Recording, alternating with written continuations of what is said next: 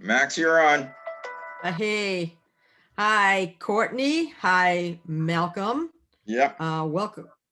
Welcome to Courtney on Health. Uh, it is believed that the onion originally came from India. In Egypt, it was an object of worship. Why? I haven't been able to find out. From Egypt, the onion entered Greece and on to Italy, thence to all of Europe. This was a quote from a book, Better Living Cookbook. And now, to go with that, is a poem called The Traveling Onion by Naomi Shihab Nye. This is from poets.org. So, when we think how far the onion has traveled just to enter my stew today, I could kneel and praise all small forgotten miracles. Crackly paper peeling on the drain board, pearly layers in smooth agreement, the way the knife enters the onion falls apart on the chopping block, a history revealed. And I would never scold the onion for causing tears. It is right that tears fall from something small and forgotten. And there's more to that poem, but just liberty of shortening it. Check it out. It's great. So It trying to brings get through tears the to my late. eyes. Does it? Well, that me too. There are many layers within an onion, and there are many layers within the food system. In a world in which so many people struggle, especially during these pandemic times, it is important to stay healthy, and good nutrition is a big part of health. Uh, Not everyone can afford organic produce or farm to table. According to the Food and Agricultural Organization within the United Nations, healthy diets are unaffordable for more than 3 billion people, which is approximately 26% of the global population. That's astonishing. Yeah. There is a growing class of food insecurity, and COVID has affected both lower and middle income families. There are lines at food banks that stretch for miles. So, how can we eat healthy and on a budget? Courtney will explain how to maintain good nutrition while not breaking the bank. So, Yeah. yeah, we don't want to break the bank. We want to eat well, and that's where you come in. What's the first thing to do, like to plan to be budget conscious yet have healthy meals? Yeah. Well, the first thing I've broken today's segment into sort of three categories, but at the top of that list for sure would be, first of all, I like the cheap but healthy, right? It can be healthful and you can do this sort of cheaply, right? Is to prep your food at home. For some people, this is what they do already. For some individuals, this is not part of what they typically do. They eat out more often. They're eating a lot of packaged and prepared foods, already cooked. They just have to reheat them. They'll eat in fast food restaurants. So we know that there's a price attached to that. So we know, for example, based on a lot of data, okay, so for the same price that one or two people would eat in a restaurant, or I know we're not eating in restaurants, or many of us are not, but the same price of eating out or taking out carry out for one to two people, that same amount of money, that same block of money can feed a family of four if the food is prepared at home. So those are real numbers. And I'll break it down even smaller for you. Take a look at somebody who maybe buys a cup of coffee every day, which so many people do. Oh, that one cup of coffee every day, okay, if you just simply cut that out and made your coffee at home, okay, that nets to about $1,500 a year just from clipping out one cup of coffee a day. And that's for a cheap cup of coffee. That's roughly, $4 for a cup of coffee. If you increase the size, you increase what goes into it, that price will go up. That's just for one cup of coffee. Yeah, just So if everybody, one interjection on that, which people fail to realize as you're talking about costs.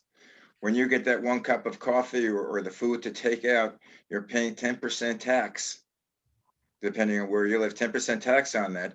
And generally you leave a tip for someone who prepares it.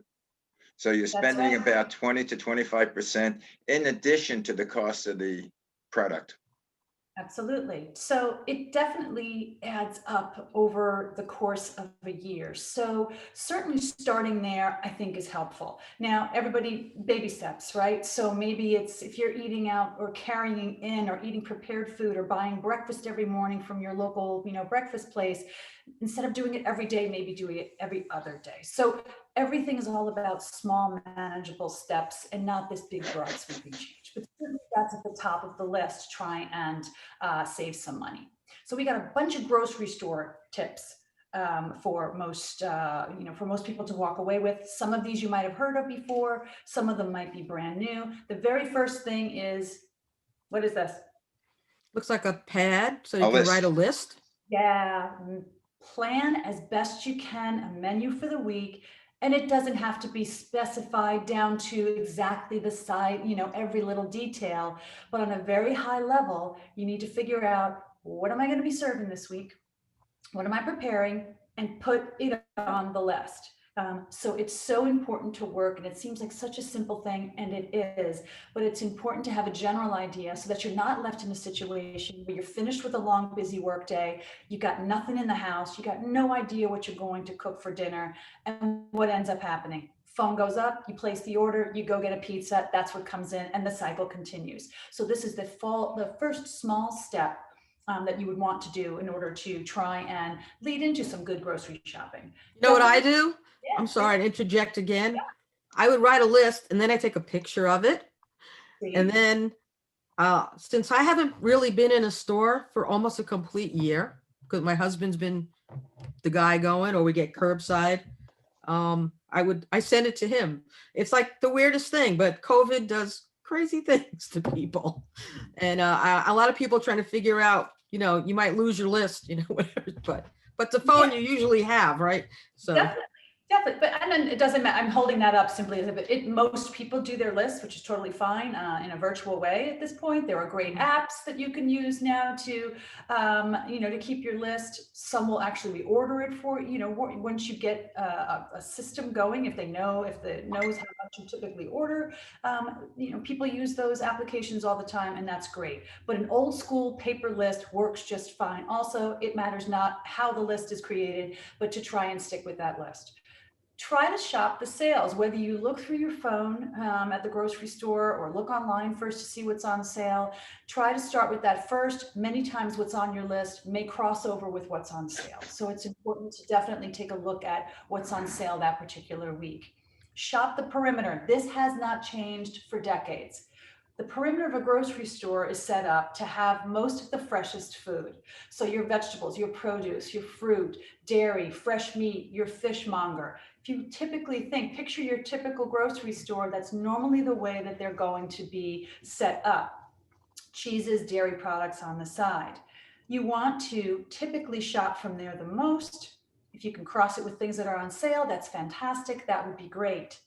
Another thing to keep in mind in grocery stores is that you want to avoid end caps. Do you guys know what the end caps are? yes. Not sure. So that you think of the end of an aisle, okay, that's a premium space, and marketers will pay for that space to have their product showcased there, so that it's the first thing that consumers see, shoppers see when they, venture into the grocery store. They know that if they see it first, chances are it'll end up in the cart. So try to avoid those end caps as much as possible, unless of course there's one of your sale items that happens to be on your list. So the first thing that comes to my mind would be coffee, right? You can buy coffee, and if you can get coffee on sale, that's a great thing to stock up on. Put it in your cart. As long as the seal hasn't been opened, coffee in those packages will stay for a really good long time. There are other examples, but that's just the first one that pops into my mind. The way food is put on a shelf and placed on a shelf often drives what we purchase. So for example, oftentimes the most expensive foods and sometimes the most unhealthy are placed at eye level. Now I realize we're not all the same height, but they are doing that on purpose so that you don't have to look very high, look very low. So one simple tip would be, you know what, maybe you can find the same exact thing that's for less money, a little bit lower or a little bit higher on the shelf. I mean, unless of course it's a favorite brand you're looking for, but this really is a great strategy to use when you're in a grocery store. Generics versus brand names. Now, the only thing I would encourage here is to really check the label. Sometimes generics are just as good as the brand name. And quite honestly, they might be line by line, ingredient for ingredient, the exact same thing. Well, If they just are, as you know, it could be the generic is really private labeled from the same product that's the brand name. Because they do that because let's say Kroger, where I go shopping, they're not gonna, manufacture their own food, but they pick out a line and put their name on it. They put their brand name, they private label it. I know Costco does that. yeah, oh, So absolutely. And Trader Joe's too. this is a whole nother, I mean, Kirkland products are actually well curated products. So their brand name, there's lots of things that are Kirkland brands that are, amazing. So oftentimes you can take a look and save some money by simply buying the generic brand. Yeah, at least you could try it. You can certainly try it. It might not taste exactly the same, but it's worth a shot and you can save some, money that way. Buying whole unprocessed food versus the prepared equivalent. So what I mean by that is I think of rice and bean dishes.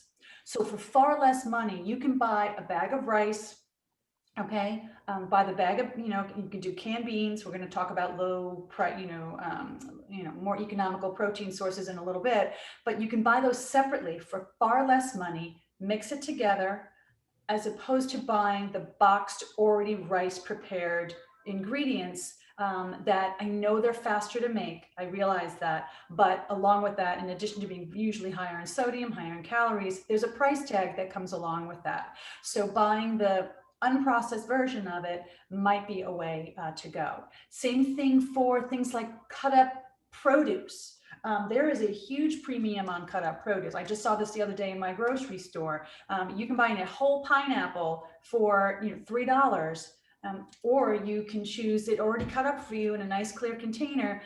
Unfortunately, that's going to run you about $7, $8 for that privilege of buying it already cut up.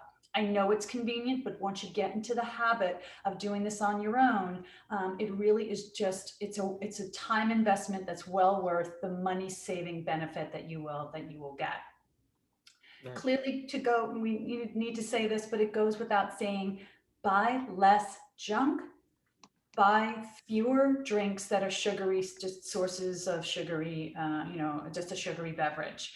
So that takes habit. That if you could redirect that money from those items to maybe, better quality, protein or produce, in the end, it makes sense. So try to, as much as you can, try to put those at low on the list and just make it every once in a while and not an everyday, occurrence.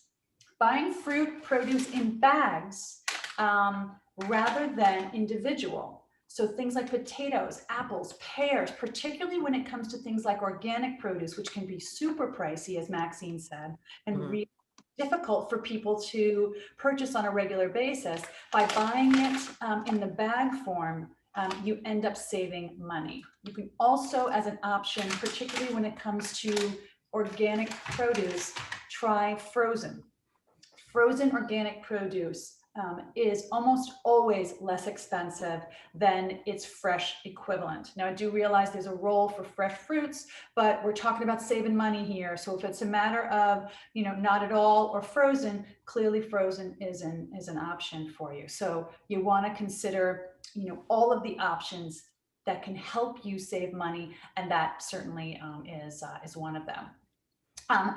Consider some of the lower priced, high quality protein options that are out there. So dried beans are probably the most economical, but I do realize that they require a little bit more effort and work than say canned beans. But these are super inexpensive protein options. They're shelf stable, so they can live in your pantry for a really long time without spoiling. Nut butters, so peanut butter, almond butter, cashew butter are all excellent options for lower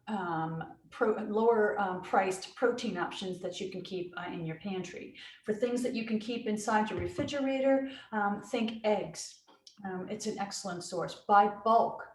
So if you are looking for chicken, buy the family pack, okay? And break it into, or separate it into different pieces, put what you're going to use that night or that week in the refrigerator. What you don't, seal it up, put it in the freezer, and you have it for next time.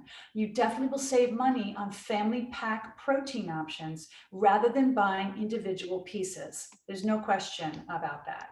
Maybe consider sharing with a friend. So if you shop in a big box place like Costco or BJ's, and you know there's no way you're going to eat through all that, maybe consider a friend or a neighbor who will eat the same thing, and then you guys can share in the price, share in the cost. That way, there's no waste, and then that way you're still benefiting from that lower cost. Things like canned salmon, canned tuna fish, sardines, all of these tinned protein options are an excellent source. They tend to be lower in price, and they're, again, shelf stable. So the odds of them getting wasted is much, much lower than perhaps some of the fresher, things like, fish, chicken, and meat products that could spoil if you're not using it. So buying in bulk is definitely, an option for you when sharing that price. I know you touched on it, Maxine, about waste, right? Yeah, So, waste is definitely something that it's a whole show by itself, but within the context of what we're talking about, there's so much food waste, both individually, people in their homes, and big ag. And there's actually a movie that Anthony Bourdain produced called Wasted: The Story of Food Waste. yes. And it's pretty something I would recommend. But yeah, if you reduce waste, you'll be saving. So, what's your take on that? So, the best message there is, and there's no question that if you can reduce the waste personally, we won't even talk about the waste sort of beyond the consumer waste, right? You're definitely going to save money. There's nothing worse than buying food and either A, you've made too much of it and the leftovers get thrown out, or just as bad would be it just withers away inside your refrigerator and it's never even eaten. So you want to buy what you think you will eat. Back to the original, like, get that list ready, right? And eat what you buy. So sometimes it takes a couple of weeks or even a couple of months to get yourself to the point where you're really in a rhythm of, I know this is what we're going to be eating for the week. I don't want to overbuy. What can I bring in the house? And making sure that you're consuming to the best you can. There's always going to be a little bit. But to the best you can, consuming what you've brought into the house. Now, certainly you can do things like composting for, things that, you're going to end up throwing in the trash bin. And certainly that helps with it not ending up perhaps in the landfill, but it's not really helping your bottom line. And remember, this topic for this today is your budget. So it's important to really pay attention to just how much you're spending on that food that on a monthly basis, you end up throwing in the trash bin or even into the compost heap. Guys, on that note, our time has run out. So if you want to give some wrap up suggestion. So very, very quickly, and we're going to touch on this when we do the food waste episode. There are apps and waste reduction platforms like Imperfect Foods and Misfit that are potential options for people to save money on foods that might not be pretty enough to make it to market. So we'll definitely talk about that in a subsequent issue, but definitely check it out, Misfit, Imperfect Food. And the other thing to consider to save some money, even if you can only grow a small herb garden, is to grow your own food, right? On a small level, even if you just do your herbs. It's a great way to start. Once you get into some nicer weather, depending on your space, there's lots of ways to try and grow a small amount of food so that you've reduced the amount of money you've spent on buying that in a grocery store. Good. So now I can end with a poem, and then we'll also talk about where people can get information. So I had to do this. I'm sorry.